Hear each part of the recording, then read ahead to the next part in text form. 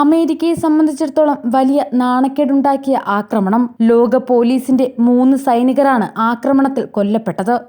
ജോർദാനിലെ സൈനിക താവളത്തിനു നേരെയാണ് ഡ്രോൺ ആക്രമണമുണ്ടായത്. ശക്തമായി തിരിച്ചടിക്കുമെന്നാണ് സംഭവത്തിന് പിന്നാലെ അമേരിക്കൻ പ്രസിഡന്റ് ജോ ബൈഡൻ പറഞ്ഞത്. ഇറാന്റെ പിന്തുണയുള്ള തീവ്രവാദികളാണ് ആക്രമണത്തിന് പിന്നിൽ. കുറ്റവാളികളെ വെറുതെ വിടില്ലെന്നും ബൈഡൻ പറഞ്ഞു. സിറിയയുടെ അതിർത്തി മേഖലയിൽ നടന്ന ആക്രമണത്തിൽ 25ഓളം സൈനികർക്ക് പരിക്കേറ്റിരുന്നു. ഗാസയിൽ നിരപരാധികളെ കൊന്നൊടുക്കുന്നത് അവസാനിപ്പിക്കണം, ഇല്ലെങ്കിൽ എന്ത് സംഭവിക്കുമെന്ന് ഇതിലൂടെ അമേരിക്ക മനസ്സിലാക്കണമെന്നുമാണ് ആക്രമണത്തിന് പിന്നാലെ ഹമാസ് വക്താവ് പറഞ്ഞത്. എന്തായാലും അമേരിക്ക തിരിച്ചടിച്ചു, അതിശക്തമായി തന്നെ. സിറിയയിലെയും ഇറാഖിലെയും ഇറാൻ അനുകൂല സൈനിക വിഭാഗത്തിനെതിരെയാണ് അമേരിക്ക വ്യോമാക്രമണം നടത്തിയത്. സംഭവത്തിൽ 13 പേർ കൊല്ലപ്പെട്ടതായാണ് വിവരം. ഇരു രാജ്യങ്ങളിലുമായി 80 കേന്ദ്രങ്ങളിൽ ആക്രമണം നടത്തിയതായി അമേരിക്ക അറിയിച്ചു. ശനിയാഴ്ച പുലർച്ചെയാണ് US പോർ വിമാനങ്ങൾ സിറിയയിലും ഇറാഖ് അതിർത്തി മേഖലയിലും ആക്രമണം നടത്തിയത്.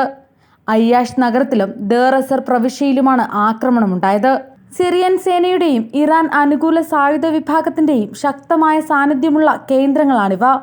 വെള്ളിയാഴ്ചയാണ് ഇറാഖിലെയും സിറിയയിലെയും ഇറാൻ അനുകൂല സൈനിക വിഭാഗങ്ങളെ ആക്രമിക്കാൻ സൈന്യത്തിന് അമേരിക്കൻ പ്രസിഡന്റ് ജോ ബൈഡൻ അനുമതി നൽകിയത്. ആക്രമണം തുടക്കം മാത്രമാണ്. ഇറാൻ അനുകൂല സായുധ വിഭാഗങ്ങൾക്കെതിരെ ആക്രമണം തുടരും. ജോ ബൈഡൻ അമേരിക്കൻ പൗരന്മാർക്ക് നേരെ നടക്കുന്ന ഏതൊരു ആക്രമണത്തിനും തക്കതായ തിരിച്ചടി ഉണ്ടാവുമെന്നും ബൈഡൻ പ്രതികരിച്ചു. എന്നാൽ അമേരിക്കൻ ആക്രമണത്തെക്കുറിച്ച് ഇറാൻ ഇതുവരെ ഔദ്യോഗികമായി പ്രതികരിച്ചിട്ടില്ല.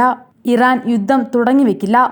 തങ്ങളെ ഭീഷണിപ്പെടുത്താൻ ആരെങ്കിലും ആഗ്രഹിക്കുന്നുവെങ്കിൽ അവർക്ക് ശക്തമായ തിരിച്ചടി നൽകുമെന്നും ഇറാൻ പ്രസിഡന്റ് ഇബ്രാഹിം റയീസി വെള്ളിയാഴ്ച പറഞ്ഞിരുന്നു. അതിനിടെ താൽക്കാലിക വെടിനിർത്തൽ സ്വീകാര്യമല്ല, യുദ്ധം അവസാനിപ്പിച്ച് ഇസ്രായേൽ സൈന്യം ഗാസയിൽ നിന്ന് പൂർണ്ണമായി പിൻവാങ്ങണമെന്നും മുതിർന്ന ഹമാസ് നേതാവ് ഉസാമ ഹംദാൻ പറഞ്ഞു. ഖത്തർ, ഈജിപ്ത്, US എന്നിവയുടെ മധ്യസ്ഥതയിൽ വെടിനിർത്തൽ ചർച്ച പുരോഗമിക്കുകയാണ്. അതിനിടയിലാണ് ഹമാസിന്റെ പ്രതികരണം. 2 മാസത്തേക്ക് വെടിനിർത്താമെന്നും അതിനിടയ്ക്ക് ഘട്ടം ഘട്ടമായി ഇസ്രായേലി ബന്ദികളെയും പലസ്തീനി തടവുകാരെയും മോചിപ്പിക്കണമെന്നുമുള്ള നിർദ്ദേശമാണ് മധ്യസ്ഥ ചർച്ചയിൽ ഉയർന്നിരുന്നത്.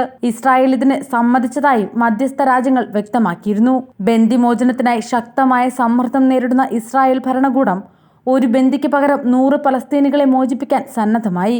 എന്നാൽ ബന്ദികൾ സ്വതന്ത്രമായാൽ ഇസ്രായേൽ വീണ്ടും ക്രൂരമായ ആക്രമണം നടത്തുമെന്നും പലസ്തീനികളെ കസ്റ്റഡിയിലെടുക്കുമെന്നും ഹമാസ് കരുതുന്നു. അതുകൊണ്ട് തന്നെ അന്താരാഷ്ട്ര കരാറിന്റെ പിൻബലമുള്ള സ്ഥിരമായ യുദ്ധവിരാമത്തിന് മാത്രമേ വഴങ്ങൂ എന്നാണ് അവരുടെ നിലപാട്.